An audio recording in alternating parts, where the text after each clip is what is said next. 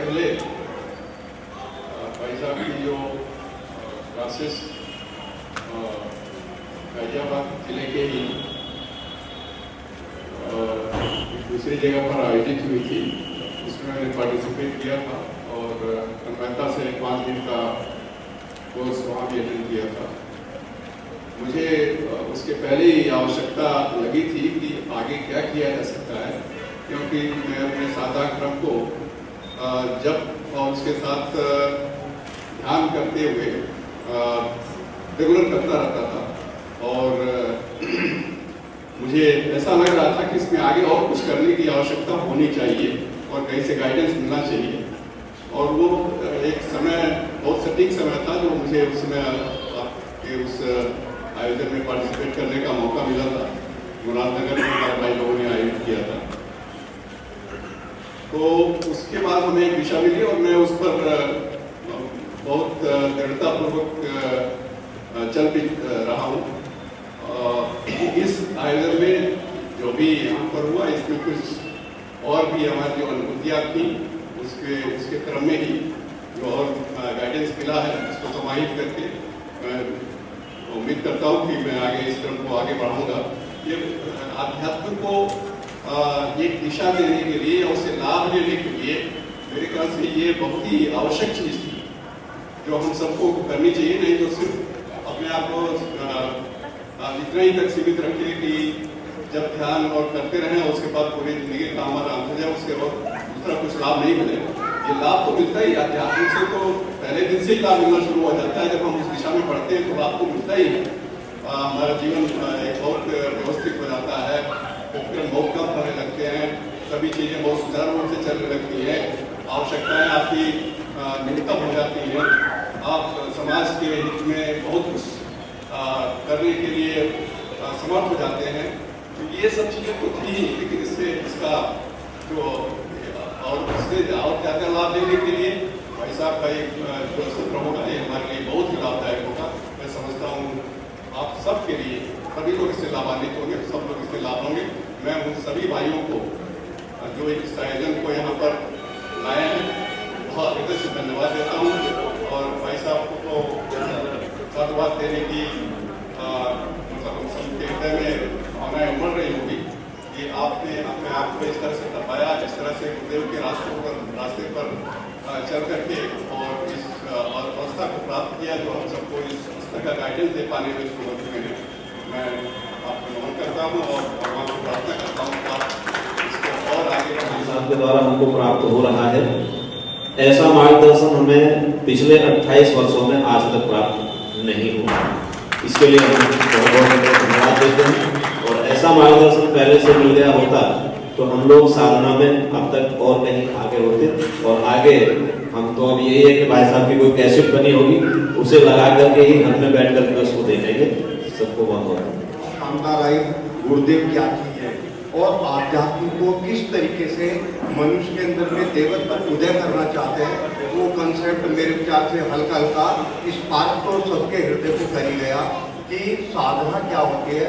और हमारे जीवन में जब हम जूझ रहे हैं ना अपनी छोटी से वैचारिक भावनाओं से, अपने परिवार से, बाहर से, मोहल्ले से, पड़ोस से, तो वहाँ पर वो कंसेप्ट तन्मात्राओं के द्वारा हल्का हल्का हो गया कि साधना करें और गायत्री साधना को कितना बलवती बनाकर हम ऊपर जा सकते हैं। इन 5 दिवसीय जो साधना था, आगे आने वाले समय में और इम्प्रूवमेंट की जरूरत पड़ेगी समाज में दूसरे लोगों के लिए। तो आप समझना, आप एक ट्रेनर तैयार हो रहे हैं, सीधा सीधा मतलब है गुरुदेव के संकेतों में समझ पाए एक ट्रेनर के रूप में। एक एक शब्द को कहाँ काम से निकालकर एग्जाम्पल के रूप में देते चलेंगे और हमारा जो समाधान है किस तरीके से बड़े शानदार रूप से करते चले गए। तो गायत्री का कंसेप्ट करीब करीब गुरुदेव के तरीके से कैसे होना चाहिए, भाषा में बड़े चढ़ा, इनके लिए धन्यवाद। जब मैंने स्टार्टिंग में एक ग्रुप ज्वाइन किया था गायत्री परिवार का, तो श्री सुशील जी और उन्होंने मुझे बहुत अप्रिशिएट किया। मुझे नहीं पता था ये साधना होती क्या है। बेसिकली मैं आर्य समाज से जुड़ा हूँ इवन, और इतना टाइम भी नहीं होता एक कॉर्पोरेट में वर्क करने वाले का। मैं as a software engineer working with HL technology, फिर मैंने सोचा कि कुछ ना कुछ तो होगा और शायद थोड़ा सा मूव करना चाहिए, तो मैंने कोशिश किया और 5 दिन का छुट्टी लिया ऑफिस से और कंटिन्यू 5 दिन आया। इन 5 दिन में मैंने इतना कुछ पाया कि लाइफ बिल्कुल चेंज हो गई। डे बाय डे जैसे यहाँ पे होता था 2 घंटे मेडिटेशन करना, सीखना क्या हो रहा है, क्या चल रहा है। और ज़्यादा नहीं कहते हुए इतना ही कहूँगा कि हमें सिर्फ अपने आप को समझना है। छोटी छोटी चीज़ों में हम उलझते रहते हैं, बस उनसे हमें बिल्कुल अपनी अभिव्यक्ति डिफरेंट करनी है।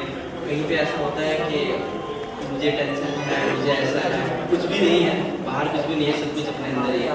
तो अपने आप को ही समझना है। और मैं तो एक बहुत छोटा सा सेशन है जो 5 साल का कम से कम 5 दिन में कंप्लीट कर रहा है। और मैं उम्मीद कर रहा हूँ, कोशिश भी कर रहा हूँ कि अपने एंड से ज़्यादा फैलाऊँ गुरुजी का संदेश सभी में। इसी बात को कहते हुए मैं विराम देता हूँ। धन्यवाद। और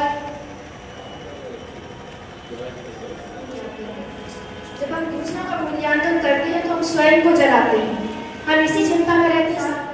मैं कोशिश करूंगी कि गुरुजी का हर आदेश पालन करती रहूं और अपने जीवन को वहां तक ले जाऊं जहां तक गुरुजी हम सबको ले जाना चाहते हैं, और समाज में अपना एक छोटा सा ही सही पर एक योगदान दें।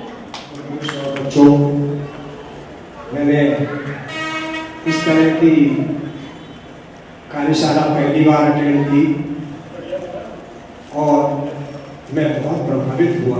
क्यों कि जो श्री लाल बिहारी जी ने जो विचार दिए वो आर्य समाज के लिए बहुत समीप है।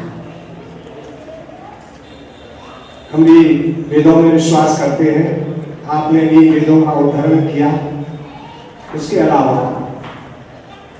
आपका मेन जो केंद्र था वो गायत्री मंत्र था। तो आप ये समझते हैं कि मनुष्य जीवन में 2 चीज बहुत जरूरी है।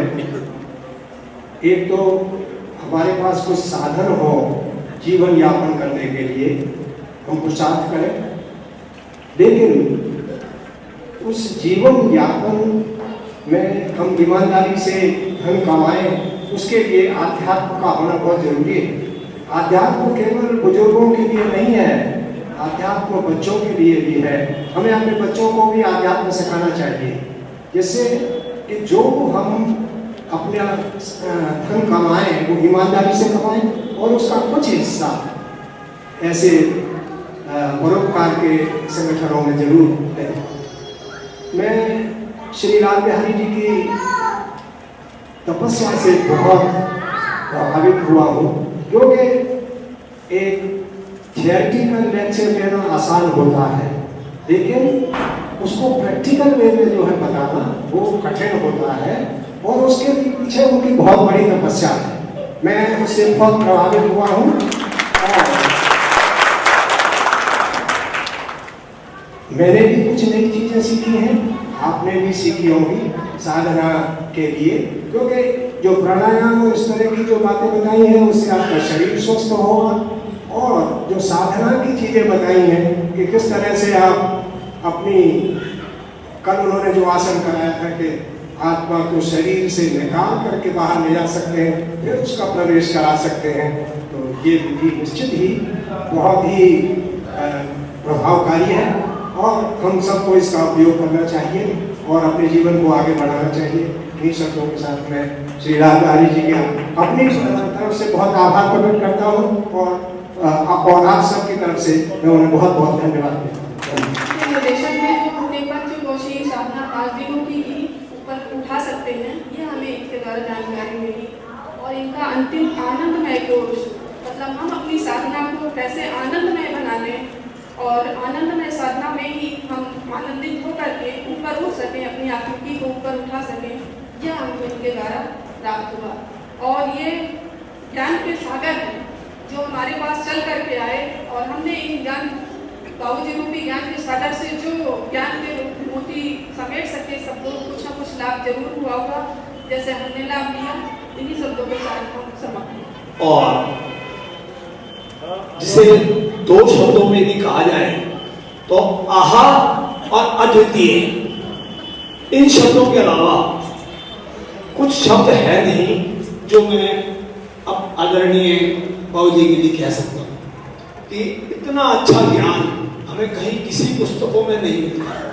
मैं पिछले 18 वर्षों से योग संस्थान से जुड़ा हुआ हूँ, लेकिन जो उन्होंने जीवन की दिशा जो बदल दी वो उसका कोई जवाब नहीं है।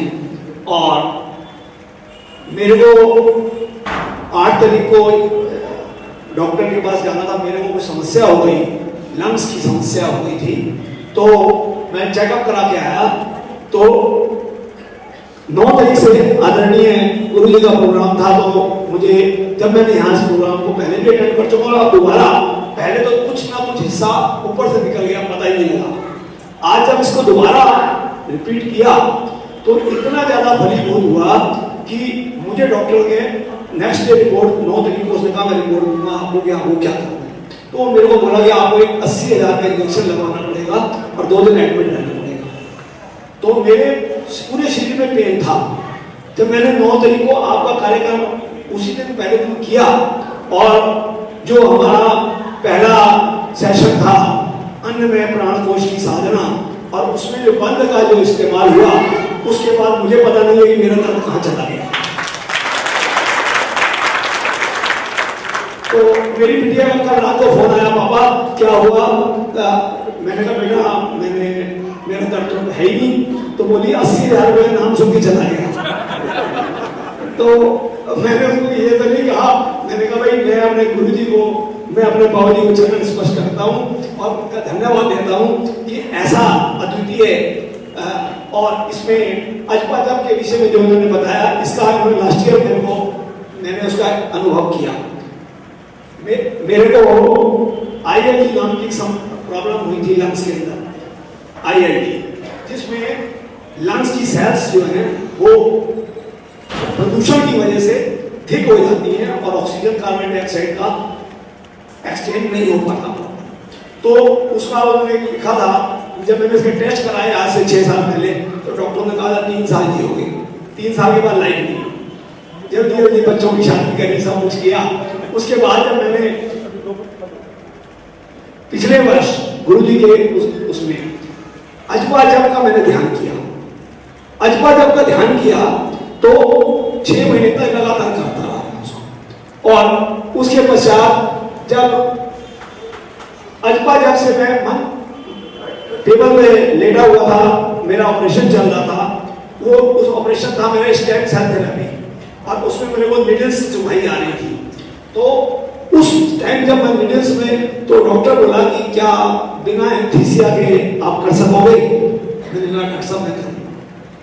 तो 60 इंजेक्शन उन्होंने 1 घंटे में लगाए और उस समय मैंने एकदम मन में जो है एक बार अजपा जब मैंने दोबारा रिपीट किया तो मेरे को ये लिखा मैंने कि ऐसे एक पूरा एक घर बना हुआ है, उसमें से रोशनियां निकल रही हैं और उसमें से तेजी के साथ कोशिकाएं तेजी से दौड़ रही हैं और वो जाप बोल रही हैं जोर जोर से कि ओम त्र्यंबकम यजामहे, ओम त्र्यंबकम यजामहे। और इस प्रकार से मेरा, जब मैं वहां से मन उससे उठा तो मैं बिल्कुल, डॉक्टर बोला कैसा लगा? मैंने कहा मैं बिल्कुल ठीक। तो इतना प्रभावशाली मनोमय साधना का इतना अच्छा सूत्र जो गुरुजी ने दिया, उसका जवाब मैं कुछ इन शब्दों में नहीं दे सकता। मैं आपको ये बहुत बहुत धन्यवाद देता हूँ। अच्छी आत्माएं मिली जिनका मेरे को साथ मिला और इतनी अच्छी प्रयोगशाला भी हुई, और इसमें हमारे बाबूजी ने हमारे को बहुत ज़्यादा प्रोत्साहित किया है। हाँ, मैं कोश के बारे में बहुत कुछ जानती थी, एनाटॉमी में पढ़ा था, मगर जो कोशीय ज्ञान है उसके बारे में मैं कुछ नहीं जानती थी, जो कि मेरे को गुरुजी ने बताया है। बाकी रही बात के ये जो गायत्री मंत्र है, गायत्री मंत्र का तो बीज मेरे बचपन में ही मेरे अंदर पड़ गया था। जब आंगन में लेटे हुए कहीं परछाइयां देख करके चिल्लाती थी, कोई मुझे भूत दिखता था तो कोई कुछ, तो माँ उसके पास भागी जाती थी डर के। तो मेरी माँ मेरे को सुला के कहती थी तू गायत्री जाप। अनपढ़ थी, कुछ नहीं आता था उनको, लेकिन उनको गायत्री जाप आता था। तो वो ये कहती थी तू गायत्री मंत्र पढ़, तो मुझे सुलाता सुलाता गायत्री मंत्र पढ़ाती थी। तो तब का बीज जो था वो शायद अब जाके खिला है। तो मैं तो अपनी माँ को धन्यवाद देती हूँ कि उन्होंने शुरू से ही मुझे इस फील्ड के अंदर डाल दिया। बाकी रही बात कि मैंने 3 साल से इस अध्यात्म में आई हूँ। 3 साल से ऐसे हुआ कि वैसे जैसे तो बाबू जी कहते हैं कि उम्र की कोई उम्र नहीं होती सीखने की, तो अभी भी मेरी 72 इयर्स एज है, तो मैंने 68-69 में ही अध्यात्म के अंदर कदम रखा। शांति कुंज गई, कुछ जिज्ञासा में शांत हुई, फिर मैंने नेचुरोपैथी का कोर्स करा, योग में आई, मैंने योग करा। लेकिन जो चीज़ें मेरे को इन 3 सालों में महसूस हुई हैं, या मैं ये सोचती हूँ कि मैं एक दूसरी दुनिया में ही चली गई हूँ। मेरे के लिए मेरे घर की जिम्मेवारियाँ बहुत कम थी, तो इसलिए मुझे बहुत सारा समय भी मिला। लेकिन आज भी मैं जिज्ञासु हूँ, आज भी मैं बहुत कुछ चीज़ें जानना चाहती हूँ। बार बार यही क्वेश्चन अंदर से आता है, और मैं वैसे जिज्ञासु ही रहूँगी। गुरु जी कितना भी मुझे शांत करेंगे, मैं शांत होने वाली नहीं हूँ, क्योंकि ये एक जिज्ञासा ही है जो इंसान को आगे आगे बढ़ने की प्रेरणा देती है। और बाकी है कि किसी ने एक बार बताया था कि जीवन का भोजन क्या है। अब पेट का भोजन, शरीर का भोजन तो होता ही है, लेकिन जब इस चीज़ में मैंने बड़ा सोचा कि भाई हाँ, जीवन का भी तो कोई भोजन है। तो भोजन हुआ एकाग्रता, कंसंट्रेशन। तो वो कंसंट्रेशन में मैंने बहुत पूरी कोशिश करी है कि जब भी इनका जो भी इन्होंने बोला, एक एक शब्द को मैंने अपने अंदर धारण करने की कोशिश की। हालांकि डायरी तो बहुत भर गई है, इसको जाकर के फिर रिपीट करूँगी। तो मैं सबसे पहले आप सबके द्वारा और अपने द्वारा इनका अभिनंदन करना चाहती हूँ, क्योंकि उन्होंने हमें एक नया रास्ता दिखाया। पर एक चीज़ के लिए मैं चाहूँगी कि ये प्रयोगशाला होती ही रहे और लगातार हमारे को इनकी इन्फॉर्मेशन मिलती ही रहे। हम कोई पुरुष जैसे कहते हैं कि स्त्री, ऐसा कुछ नहीं होता, नहीं होता। हम सब आत्माएं हैं, हम सब जीवात्मा हैं, और ये जो जीवात्मा से जब मिलती है तो कुछ और ही प्रकाश जो मिलता है, वो प्रकाश हमें भगवान तक पहुँचाएगा। धन्यवाद। लेकिन अंतरंग यात्रा में पतंजलि की हमने मुक्त हम चलते हैं, जैसे अष्टांग योग, यम नियम, आसन, प्राणायाम, प्रत्याहार, ध्यान, धारणा, समाधि।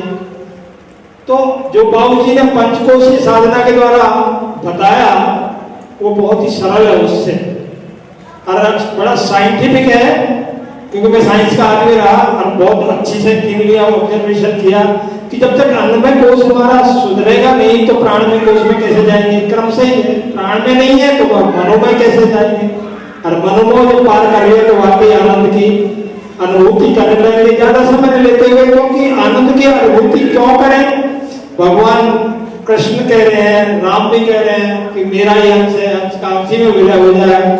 ममे वांचो जीव लोग कोई सर्वभूत है सनातन है, वादा कर दिया भगवान कृष्ण ने गीता में, तो मेरा ही अंश मुझे मिल जाए। और भगवान राम भी कह रहे हैं ईश्वर अंश जीव अविनाशी, चेतन अमन सहज सुरासी, तो उस अंश का अंश ही में विलय हो जाए। उसके लिए जो पुरुषार्थ बाबू जी ने बताया साधना के माध्यम से, मैंने पहली बार सुना कि वो लोग योगी है, निश्चित रूप से उनकी कुंडली जागृत है।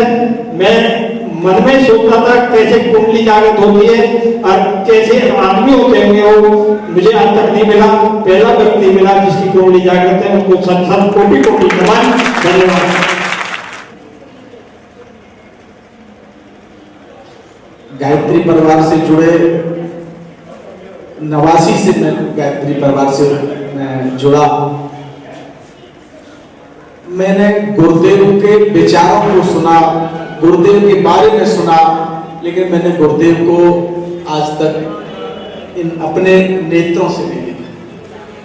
भाइयों बहनों, आप जिन्होंने देखा होगा वो भाग्यशाली तो हैं ही, बहुत पुण्यशाली भी हैं, और हम तो अपने भाग्य की, हम सबको अपने भाग्य की सराहना इसी स्वरूप में करनी चाहिए, और हम अपने भाग्य को इसीलिए सराहते हैं कि गुरुदेव ने जो अपने उस देवत्व को उतारा होगा, उस प्रेरणा स्रोत बिंदु चेतना के एक स्वरूप को हमारे पास भेजा होगा। हम तो आदरणीय बाबूजी में ही गुरुदेव के दर्शन कर रहे हैं। ऐसा लग रहा है कि और गुरुदेव के समक्ष बैठकर ही अपनी कक्षा प्रारंभ कर रहे थे, सीख रहे थे। मेरा एक निवेदन यह है कि कुछ साथियों ने परसों भी, कल भी, आज भी जिज्ञासा रखी थी कि इस कार्यक्रम की कैसेट हमें अवश्य मिलनी चाहिए। 6 भाइयों ने मुझे 100 रुपया देकर अपने नाम और उनके मोबाइल नंबर भी लिखवा दिए हैं। तो इस संबंध में आदरणीय सुशील भाई साहब से भी है, वो इस कार्यक्रम को बनवाएंगे, इस कैसेट को, और जो भी लेना चाहेंगे ये गुरुदेव का प्रसाद सबको अवश्य दिया जाएगा। आप ये मानकर कि हमने तो केवल इस साधना का जो मेरा फीडबैक है, मैं तो केवल ये समझ पाया कि हमें शरीर को स्वस्थ रखना चाहिए, विचारों को स्वस्थ रखना चाहिए, और परमात्मा को हर कण कण में मानकर उससे सब, हर कण में, हर जीव से, हर जीवदारी से, हर कोई भी लिंग भेद छोड़कर, सभी धर्मों का भेद छोड़कर सभी को प्यार करना चाहिए, सभी को परमात्मा की अनुभूति मानकर उनकी कृपा।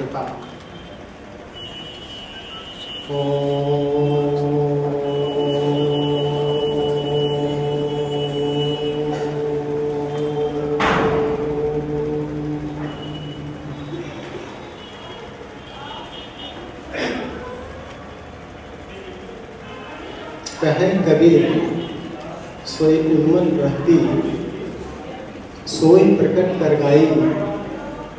क्या गाई? दुख सुख से परे परम सुख, तेहि सुख रहा समाई।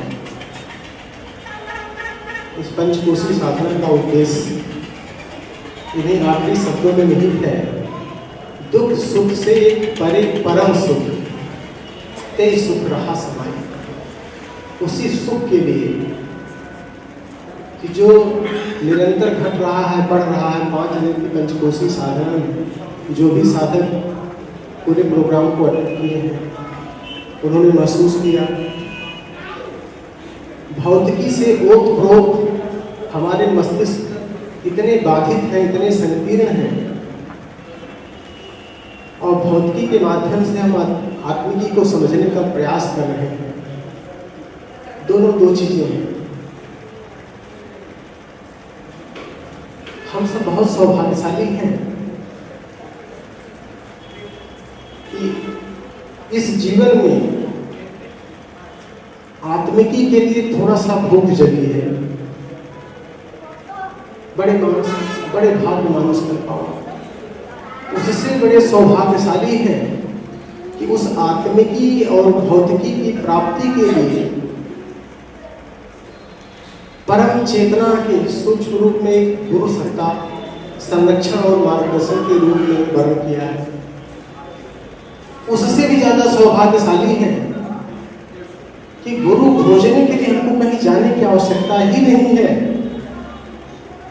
और गुरु के बड़े शिष्य, बड़े भाई, बड़े साधक हम सब के बीच में स्वयं चल करके आए। और अभी हमारे राजेश भाई साहब ने भी व्यक्त किया कि हम लोग गुरुदेव को नहीं देखे हैं, लेकिन गुरुदेव के रूप को तो देख सकते हैं, उनके अंदर ये भाव रख सकते हैं। बड़े ही सरल शब्दों में, भावों में व्यक्त किया श्रद्धेय श्री लाल बिहारी सिंह जी ने, जिनके लिए अपने पास कोई शब्द नहीं है। एक तो अथाह ज्ञान, दूसरे अभिव्यक्ति की सरलता, सौम्यता, कथानकों के माध्यम से, कहानियों के माध्यम से हमारे अंदर, जो कि हम भौतिकता से ओतप्रोत है, आत्मिकी की बात इतना आसानी से समझ में नहीं आ सकती है। परमात्मा को हम लोग अपने इस ज्ञान के माध्यम से, इस तर्क के माध्यम से, इस बुद्धि के माध्यम से समझने का प्रयास कर रहे हैं, अपने आप पे गलत है। समझने का तो एक ही रास्ता हो सकता है, जो बाबू जी ने बताया, अनुभूति। जब तक अनुभूति में नहीं आएगा, हम नहीं समझ सकते आत्मा क्या है, परमात्मा क्या है। तर्क खूब करते रहेंगे, ज्ञान को हमने पूरा बाधित करके रखा है। तो जब तक इस बाधा को नहीं तोड़ेंगे, इन ग्रंथियों को नहीं तोड़ेंगे, नहीं समझ आएंगे। अभी हमारे भाई साहब ने कहा है कि सिर्फ 2 शब्द ही काफी है आपके एक्सप्रेशन को व्यक्त करने के लिए, आहा और अद्वितीय। हम थोड़ा सा उससे 2 कदम और अगर आगे चल के देखें तो पंचकोशी साधना के लिए कम से कम 5 शब्द तो मजबूरी में बोलना ही पड़ेगा। तो ये अगर टोटल कहा जाए कि जो टोटल एक्सप्रेशन है, पर्सनालिटी जो बाबूजी की है, शब्द तो नहीं है लेकिन फिर भी अज्ञानता के ढेर सारे शब्द यहाँ पर इकट्ठे हैं, उसी में से 5 शब्द निकाला जाए पंचकोशी साधना का।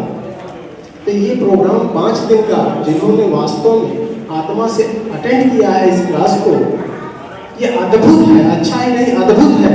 और इसके लिए अगर 5 शब्द कहा जाए तो ये जो व्याख्या की गई है अकथनीय है, अवर्णनीय है, अतुलनीय है, अविस्मरणीय है। और जिन्होंने ये साधना अटेंड नहीं की उनके लिए बिल्कुल अविश्वसनीय है, लेकिन जिसने साधना अटेंड की उसके लिए अविश्वसनीय नहीं, यथार्थ और सत्य है। हम सत्य के बहुत पास हैं, सत्य में तो नहीं है लेकिन पास तो जरूर पहुंचने का प्रयास करेंगे। शुरुआत जिस दिन ये साधना की हुई थी उस दिन हमने कहा कि ढेर सारे विद्वान विवेकवान सभी बैठे हैं, लेकिन किसी व्यक्ति विशेष का व्यक्तित्व तो न छलके, वो विराट के घेरे में आएगा। गुरुदेव की पंचकोशी साधना को लेकर के क्या आदेश है, उनके क्या विचार हैं, उसको ही हम जाने। और उसको हमने पढ़ करके आप लोगों को सुनाया भी था। ये पंचकोशी साधना का उद्देश्य गुरुदेव के आदेश के हिसाब से किया गया है।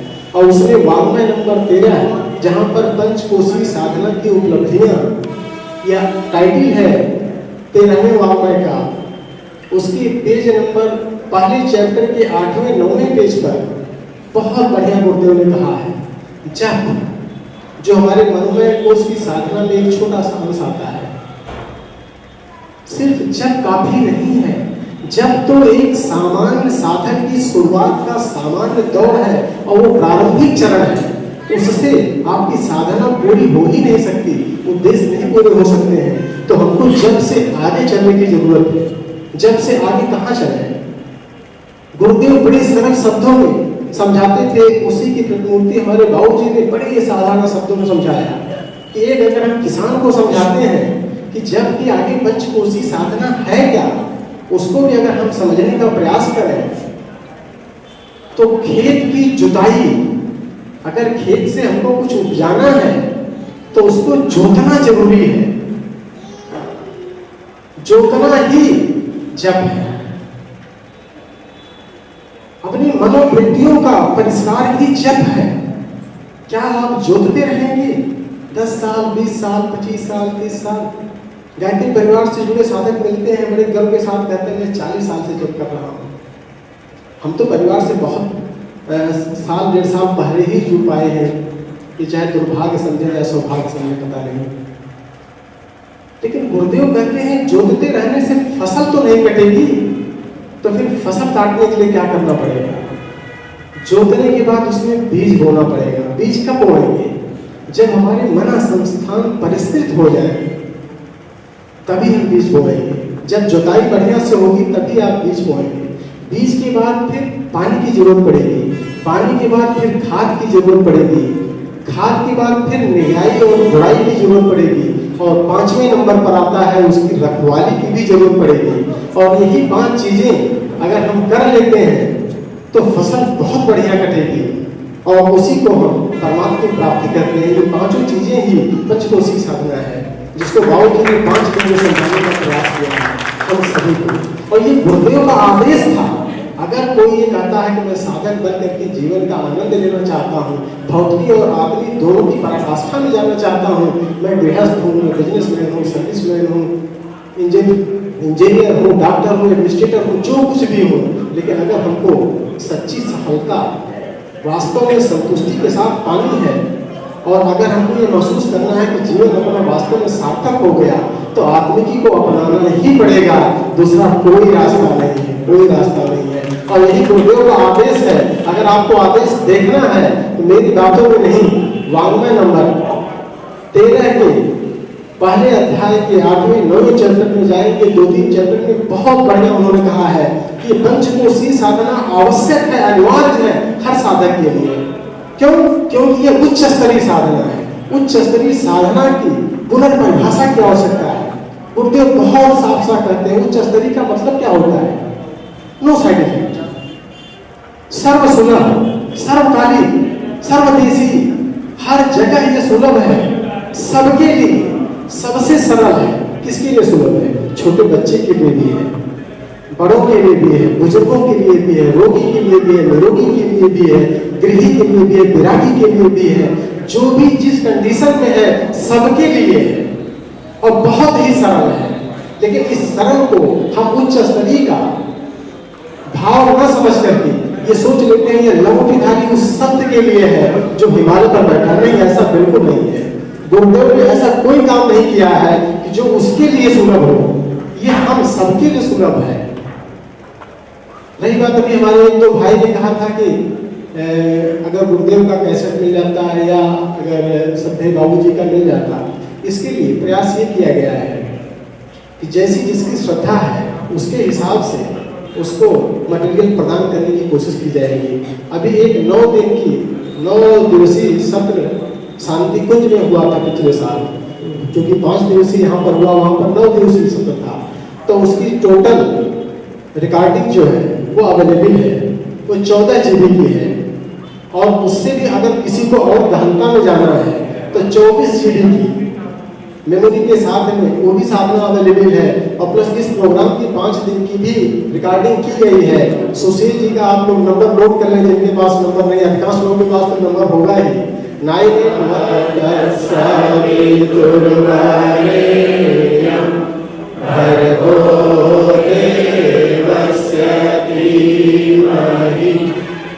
よ